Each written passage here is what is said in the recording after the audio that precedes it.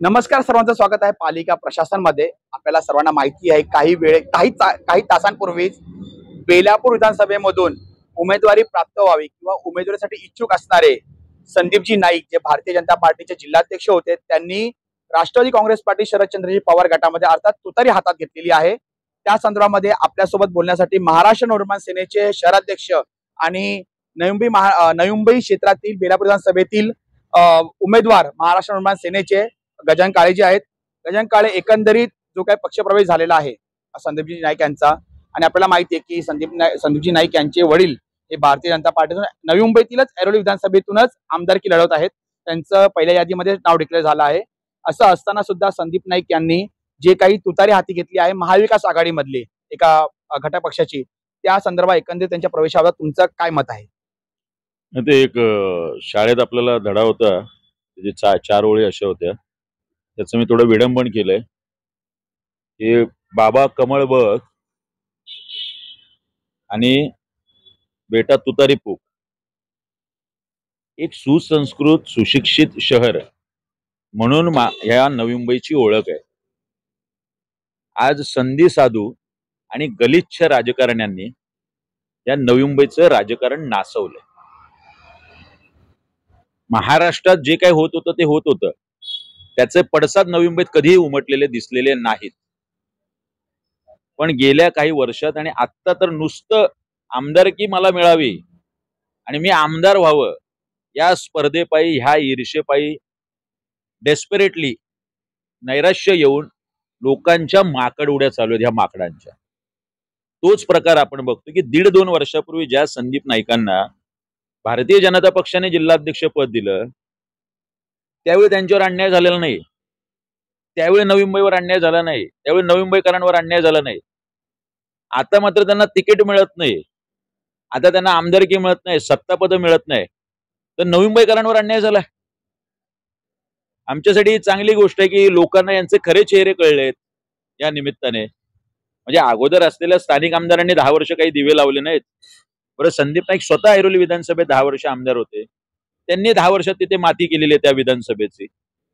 असे दोनही निष्क्रिय उमेदवार एकाच बाजूला महायुतीने उभे केलेले आणि दुसऱ्या बाजूला महाविकास आघाडीने उभे केले। अशा वेळी गेली अनेक वर्ष आणि गेल्या काही महिन्यापासून तर सातत्याने महाराष्ट्र नवनिर्माण सेना म्हणून शिक्षण, आरोग्य, रोजगार आणि विविध विषय घेऊन आम्ही लोकांसमोर जातोय। यांच्या महायुती आणि महाविकास आघाडीमधल्या सुद्धा अनेक घटक पक्षातल्या सर्वसामान्य कार्यकर्त्यांचं महाराष्ट्र नवनिर्माण सेना म्हणून मला समर्थन आहे। अनेकांच्या प्रतिक्रिया येत आहेत की आम्ही या गलिच्छ राजकारणाला कंटाळलोय। विचारांशी प्रतारणा, तत्वाशी प्रतारणा, नेत्याशी प्रतारणा, कुणालाही काही देणं घेणं नाही, कोण कुठे कधी जाईल। बरं, उद्या भविष्यात हे निवडून आले, तिथे यांचे वडील आले आणि इथे हे आले, तर हे याच पक्षात राहतील की नाही गॅरंटी नाही। पण मात्र महायुती असो किंवा महाविकास आघाडी, सत्ता कोणाची असो, आमच्या घरात मंत्रीपद राहिली पाहिजे, आमदारक्या राहिल्या पाहिजे। लोक यांना विटलेली आहेत, कंटाळलेली आहेत आणि नवी मुंबईमध्ये निश्चितपणे परिवर्तन होणार। गजानन काळेजी, आपण जिल्हाध्यक्ष पदाचा विषय काढला, मला सांगा, संदीपजी नाईक यांना 1-1.5 वर्षापूर्वी जिल्हाध्यक्षपद मिळालं, त्यांनी संघटनात्मक बांधणी केली भारतीय जनता पार्टीची, ती याच्या अगोदर कधी झालेली नव्हती। हे सर्वांना माहिती, हे उघड सत्य आहे।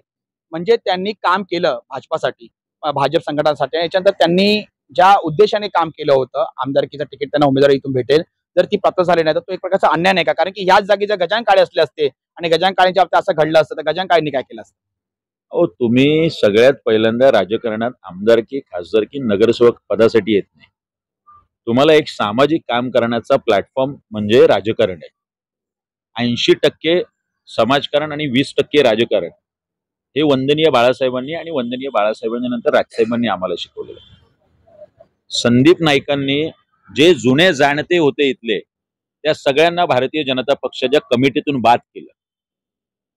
काय काम केलं तर सगळ्यात पहिल्यांदा जे वर्षानुवर्ष भारतीय जनता पक्षाचे कमिटीवर लोक होती, त्यांना हे करून ज्यांचा भारतीय जनता पक्षाच्या विचारांशी संबंध नाही, तत्वाशी संबंध, अशी माणसं आणली आणि गेल्या 1.5-2 वर्षात कुठला प्रश्न सोडवला बेलापूर विधानसभेतला? नवी मुंबईत एक दाखवा की एक आंदोलन केलंय? संदीप नाईकांवरती आतापर्यंतच्या सामाजिक राजकीय आयुष्यात सामाजिक आंदोलनाचा एक सुद्धा गुन्हा नोंद नाही, हे त्यांच्या ऍफिडेव्हिट मध्ये ते स्वतः सांगतायत। त्यांनी आयुष्यात कधी रास्ता रोको आंदोलन केलं नाही, कधी मोर्चा काढून आंदोलन केलं नाही, कधी कुठल्याही गोष्टी संदर्भात पोलिसांच्या लाट्या काट्या खाल्लेल्या नाहीत. फक्त एक सन्माननीय मंत्र्यांचे सुपुत्र म्हणून आतापर्यंत ह्या नवी मुंबईने आपले लाड पुरवलेले आहेत. मात्र कॉर्पोरेट नेते याच्या पलीकडे जनसामान्यातले नेते म्हणून त्यांची ओळख नाहीये. म्हणूनच 10 वर्षातही त्यांनी दिवे लावले नाही. आणि जिल्हाध्यक्षपद आल्यानंतर सुद्धा अहो इथले शिक्षणाचे प्रश्न नाही सुटले, आरोग्याचे नाही सुटले. जे महापालिका तुमच्या हातात होती, इथले एनएमटीची काय परिस्थिती आहे, बीएमटीसीचे जे कामगार आहेत, आपल्याकडे मंत्रिपद होती, आपल्याकडे सत्ता होती. किती वेळा या आरोग्याच्या प्रश्नावर आपण बोललात, एसटी डेपोच्या प्रश्नावर बोललात. विजेची बिलं गगनाला भिडलेली आहेत. हे आमदाराचं काम नाहीये का? इथल्या स्थानिक आमदार तर नगरसेवकांची कामं करतायत याचं सुशोभीकरण, आणि त्याच्यात 80% जो निधी आहे तो महानगरपालिकेचा वापरतायत. यावं चर्चेला ह्या दोन्ही माणसांनी जर यांनी कामं केलेली आहेत. आम्ही येतो चर्चेला, नाहीतर सांगावं काम केलं ना. यांना फॉर्म भरायची सुद्धा यांची क्षमता नाहीये, योग्यता नाहीये. मला सांगा गजानन काळेजी, तर ह्यांच्या आता महाविकास आघाडीमध्ये महायुती या दोघांमधले काही घटक नाराज आहेत. असे काही घटक उघडपणे तुम्हाला समर्थन देतील का असं तुम्हाला वाटतं येणाऱ्या तुमच्या ह्या निवडणुकीमध्ये? मी परिवर्तन यात्रा सुरू केली ना, आणि ज्या पद्धतीचे विषय घ्यायला लागले, बरं आम्ही परिवर्तन यात्रेत फक्त लोकांना भेटलो नाही, त्या विषय कळल्यानंतर जाग्यावर 2 दिवसात, मग ते मासळी मार्केट असो, आम्ही खुलं करून दिलं आमच्या आगरी-कोळी माता भगिनींसाठी. 2 दिवसात वाशीतले स्टॉल जे होते अडगळीत पडलेले ते उचलायला सांगितले. पुढच्या 5 दिवसामध्ये राहुल नगरमध्ये पाण्याची सोय झाली. आम्ही रिझल्ट दिले. आजही 7 डे शाळेच्या इथे जे 750 कुटुंब आहे त्यांना त्याचा त्रास होतो. आम्ही ताबडतोब गेलो, पत्रक दिली. आम्ही कचऱ्याचे डबे नाही वाटले, आम्ही छत्र्या नाही वाटल्या. आम्ही लोकांच्या प्रश्नासाठी तात्काळ निवेदन देऊन, आंदोलनं करून जागेवर प्रश्न सोडवलेत. आज महानगरपालिकेच्या हॉस्पिटलमध्ये बाहेर बोर्ड आहे की 1 रुपयाचे औषध बाहेरून घ्यायची गरज नाही. हे आमच्यामुळे झालेलं आहे. पूर्वी हे नव्हतं परिवर्तन आंदोलन करायच्या अगोदर. या सगळ्या गोष्टींचे रिझल्ट सिडको पासून या सगळ्या गोष्टींचे आम्ही दिलेत.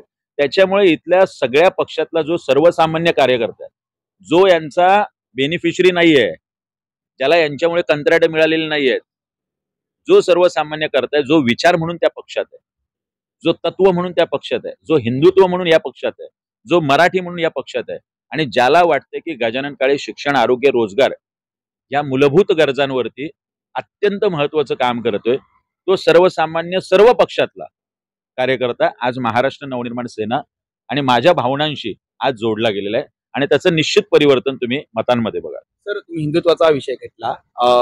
मला ऍक्च्युअली विचारायचा होता हा प्रश्न, परंतु हिंदुत्वाच्या विचार प्रणालीचे कट्टर हिंदुत्ववादी जो पक्ष आहे, राजकीय पक्ष आहे, तो भारतीय जनता पार्टी, त्याच्यामधून गणेशजी नाईक हे उमेदवार आहेत ऐरोलीमधून. आणि त्याच्या विरोधातच जो शरदचंद्रजी पवार गट आहे तो थोडा नास्तिक टाईप आपण बोलू शकतो, किंवा हिंदू विरोधी कुठे कुठे त्यांनी भूमिका घेतलेली आहे. म्हणजे आपल्याला माहिती आहे की दगडूशेठ हलवाईचं मंदिर आहे, जे दगडूशेठ गणपती यांचं पुण्यामध्ये, त्याचं दर्शन घ्यायला शरद पवारजी गेले नव्हते, हे सर्वांना माहिती आहे. थोडे नास्तिक प्रकारचा विषय होता. तर अशा पक्षामध्ये त्यांचे सुपुत्र जे संदीपजी नाईक आहेत, तर अशा 2 विचार प्रणाला आता नवी मुंबईमध्ये चालणार आहेत का, किंवा ह्याच्या व्यतिरिक्त कोणती विचार प्रणाली चालली पाहिजे तुमच्या माध्यमातून तुम्ही जनतेला सांगाल? नाही बघा, महाराष्ट्रामध्ये आणि देशभरामध्ये विविध विचारांचे मतप्रवाह असलेले राजकीय पक्ष आहेत, आणि त्या विचारांसाठी ती माणसं काम करतात. मला वंदनीय पवार साहेबांना, खूप मोठे बुजुर्ग नेते आहेत. आपण अनेकदा म्हणालात ह्या सगळ्या गद्दारीनंतर जे राष्ट्रवादीतून सोडून गेलेत की भाकरी आता भाकरी फिरवणार. वंदनीय पवार साहेब, भाकरी फिरवणं म्हणजे जे गद्दार आपल्या पक्षातून गेलेत त्याच गद्दारांना परत रेड कार्पेट टाकणं आहे. हा कुठला विचार आहे? त्या पक्षाच्या सर्वसामान्य निष्ठावंत कार्यकर्त्यांनी आयुष्यभर सतरंज्या उचलायच्या. अहो, आज आमच्यासारखे ज्यांना ओळख नव्हती ती ओळख सन्माननीय राजसाहेब ठाकरे या माणसाने करून दिली. आणि आज आम्ही त्या विचारांशी प्रतारणा न करता, उद्या मला उमेदवारी मिळो न मिळो हा नंतरचा विषय, पण मला असं वाटतं की सर्वसामान्य कार्यकर्त्यांना मिळालं. हे घराणेशाहीतून येणं हे किती दिवस चालू राहणार आहे नवी मुंबईमध्ये? तेच प्रस्थापित चेहरे किती दिवस चालू राहणार आहे? मला वाटतं निश्चितपणे यावेळी नवी मुंबईकर बदल करतील. धन्यवाद. तर अशा प्रकारे महाराष्ट्र नवनिर्माण सेनेचे शहराध्यक्ष गजानन काळे यांनी आपली भूमिका मांडलेली आहे. संदीप नाईक यांनी तुतारी हातात घेतलेली आहे, आणि त्यांचे वडील भारतीय जनता पार्टीमधून कमळ खाली ते ऐरोली विधानसभेतून उमेदवारी लढत आहे, निवडणूक लढत आहेत. तर येणाऱ्या काळामध्ये आपल्याला जशी अर्ज भरल्यानंतर प्रचाराचा धुराळा उडेल, त्यावेळेस आपल्याला प्रत्येक पक्षाची ताकद किती आहे हे माहिती पडेल आणि इलेक्शनच्या दिवशी म्हणजे 20 तारखेला मतदान पडला, 23 तारखेला जो काही निर्णय येणार आहे त्या निर्णयाच्या माध्यमातून सुद्धा माहिती पडेल की संदीपजी नाईक यांनी घेतला जो निर्णय होता तो किती योग्य होता ते. धन्यवाद.